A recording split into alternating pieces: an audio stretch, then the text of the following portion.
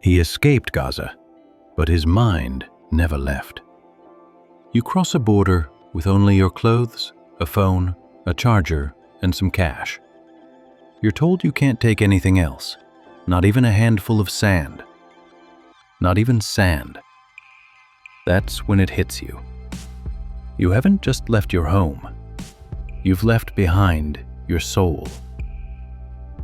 Dr. Mohammed Abu Mughessib lived in Gaza for 25 years. He's a doctor trained to handle crisis. But no training prepares the mind for what it means to leave everything behind. The full story was published in the Irish Times. There's a link in the description. Before we continue, if you've ever felt emotionally stuck or know someone who has, like this video and subscribe to the channel. We share stories that explore memory, trauma, and recovery.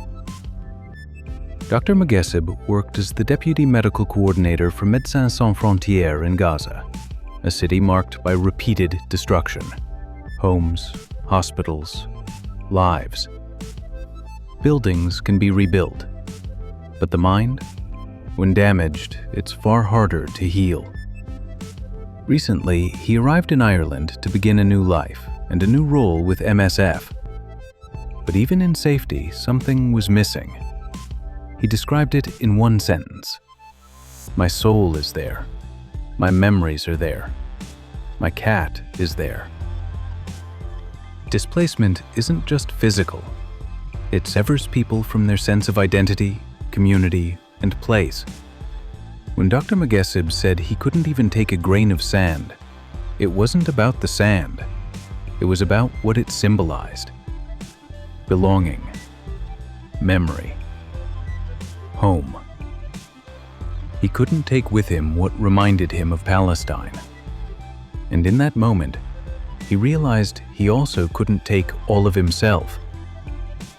Now he's in Ireland, but his mind is still in Gaza. This state has a name: cognitive immobility. It's when the mind remains stuck in the past, even after the body has moved on. It begins with awareness, the first stage. You know you've lost something. You feel the weight of it. And your mind keeps circling it, replaying it. That's where he is now. The second stage is retrieval, when the mind tries to recreate what was left behind. But this stage is dangerous. It can reopen emotional wounds. It brings stress, despair, the pain of reliving what you thought you escaped. The goal is to reach the third stage, stabilization. That's when healing begins. You stop chasing what was lost and start building something new. Even a small object, a photo, a stone, a handful of sand, can help. Something physical to ground the memories, while letting the mind move on. Now imagine this. If a trained doctor, someone used to treating trauma, feels this lost, what about the millions of displaced people who have no help at all? Food, shelter, safety, these are essential, but they are not enough. We also need to help the mind find its footing. Because healing doesn't start when the violence ends.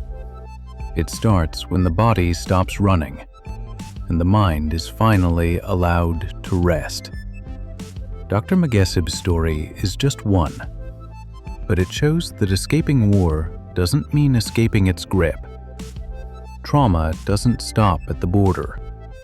It travels with you, quietly, invisibly. Real recovery frees both the body and the mind. And sometimes it begins by recognizing what's still trapped. If this story moved you, like the video, leave a comment, and subscribe. We release weekly stories that explore memory, trauma, and recovery. Because healing isn't just survival.